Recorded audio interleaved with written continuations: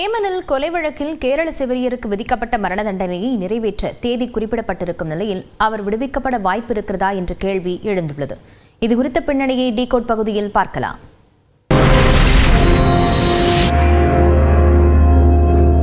Decode, the world unfiltered.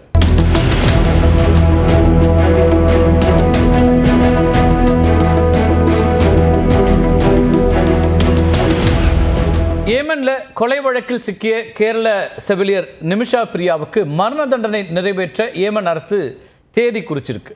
Blood மணி அவரை காப்பாற்றுமா அப்படிங்கிற முக்கியமான கேள்வி இப்போ எழுந்திருக்கு. இந்த வழக்கு என்ன அப்படிங்கிறது நம்ம கொஞ்சம் பின்னாடி போய் பார்த்துடலாம். கேரளாவில் பாலக்காட்டை சார்ந்தவர் செவிலியராக இருக்கக்கூடிய நிமிஷா பிரியா 2008ஆம் ஆண்டு ஏமன் நாட்டுக்கு செவிலியர் பணிக்கு போகிறாங்க. அங்கிருந்த சில மருத்துவமனைகளில் பணிபுரிந்த அவர் 2011ஆம் ஆண்டு கேரளாவுக்கு திரும்பி வந்த பிறகு டோமி தாமஸ் அப்படிங்கிறவரை திருமணம் செய்கிறாங்க. திருமணத்துக்கு பிறகு மீண்டும் ஏமன் போகிறாங்க.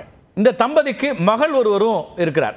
செவிலியர் பணியில் குறைந்த ஊதியம் தான் கிடைச்சி வந்ததுனால நிமிஷாவுடைய குடும்பத்திற்கான அந்த பொருளாதார கடுமையான ஒரு சூழல் அப்படிங்கிறது ஏற்படுது. அதனால் 2014ஆம் ஆண்டு தனது மகளோட கேரளாவுக்கு திரும்புகிறார் டோமி தாமஸ். இப்போ நிமிஷா அங்கேயே ஏமன்லேயே பணிபுரிகிறாங்க.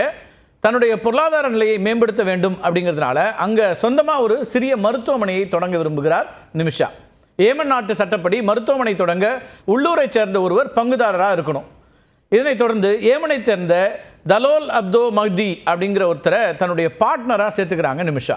இருவரும் இணைந்து 2015ஆம் ஆண்டில் ஏமன் தலைநகர் சனால ஒரு மருத்துவமனையை தொடங்குறாங்க. மருத்துவமனை சிறப்பாக செயல்பட தொடங்கியதும் நிமிஷாவுக்கும் உள்ளூர் பங்குதாரர் மஹதிக்கும் இடையில முரண்பாடுகள் தொடங்குது. மருத்துவமனையினுடைய மொத்த வருமானத்தையும் மஹதி எடுத்துக்கொண்டதாகவும் உடல் ரீதியாகவும் மன ரீதியாகவும் நிமிஷாவுக்கு பல கொடுமைகளை செய்ததாகவும் மஹதி மீது குற்றச்சாட்டு வைக்கப்படுது. நிமிஷா தன்னை திருமணம் செய்து கொண்டது போன்ற புகைப்படங்களை உருவாக்கி போலி ஆவணங்களையும் இந்த மஹதி தயார் செய்திருக்கிறார். நிமிஷா நாட்டை விட்டு வெளியேறாமல் தடுக்க அவருடைய பாஸ்போர்ட்டையும் மஹதி பிடுங்கி வச்சுட்டதாகவும் கூறப்படுது. மஹதியினுடைய கொடுமைகள் குறித்து நிமிஷா ஏமன் காவல்துறையிடம் புகார் அளித்த போது அவர் மீது எந்த நடவடிக்கையும் எடுக்காம நிமிஷாவை 6 நாட்கள் சிறையில் அடைத்து வைத்ததாகவும் கூறப்படுகிறது. இதெல்லாம் நடந்து கொண்டிருக்கும் போது சிறையிலிருந்து வெளியே வந்த நிமிஷா தன்னுடைய பாஸ்போர்ட்டை மஹதியிடமிருந்து மீட்க அவருக்கு மயக்க மருந்து செலுத்தியிருக்கிறார். தவறுதலாக மயக்க மருந்தினுடைய அளவு கூடியதுனால மஹதி உயிரிழந்து விடுறாரு. ஹனான்கிற ஏமன் நாட்டு பெண்ணுடன் சேர்ந்து மஹதியினுடைய உடலை துண்டு துண்டாக வெட்டிய நிமிஷா உடல் பாகங்களை தண்ணீர் தொட்டியில் வீசியதாக குற்றச்சாட்டு முன்வைக்கப்படுது.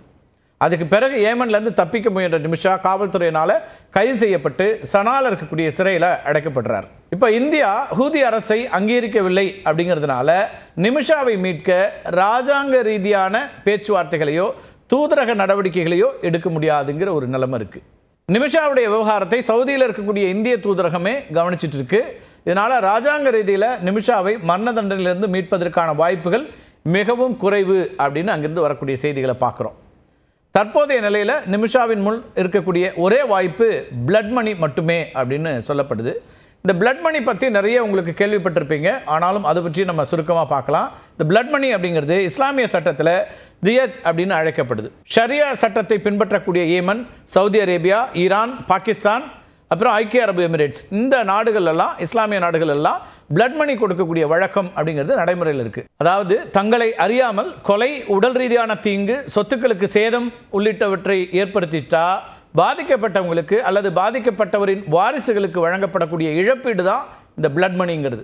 நிமிஷா வழக்கை பொறுத்த வரைக்கும் பல ஆண்டுகளாக ஏமன் நாட்டில் பணிபுரியக்கூடிய ஜெரோம் மஹதி குடும்பத்தினரிடம் மன்னிப்பை நிஷாவுக்கு பெற்றுத் தருவதற்கான முயற்சிகளை தொடர்ச்சியாக செய்து கொண்டே இருக்கிறார்.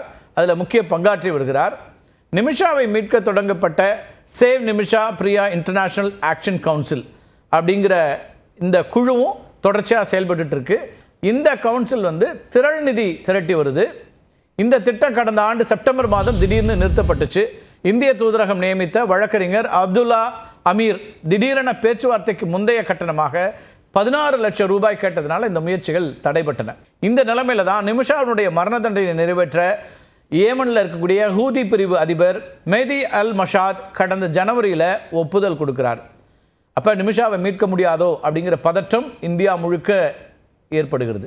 இப்போ நிமிஷாவை மீட்பதற்கு பல்வேறு முயற்சிகளை அவருடைய குடும்பத்தினர் எடுத்து வரக்கூடிய நிலையில் அவருடைய மரண தண்டனையை ஜூலை 16ஆம் தேதி நிறைவேற்ற முடிவு செய்திருக்கிறது இந்த ஹூதி கிளர்ச்சியாளர்கள் தலைமையில் இருக்கக்கூடிய அரசாங்கம்.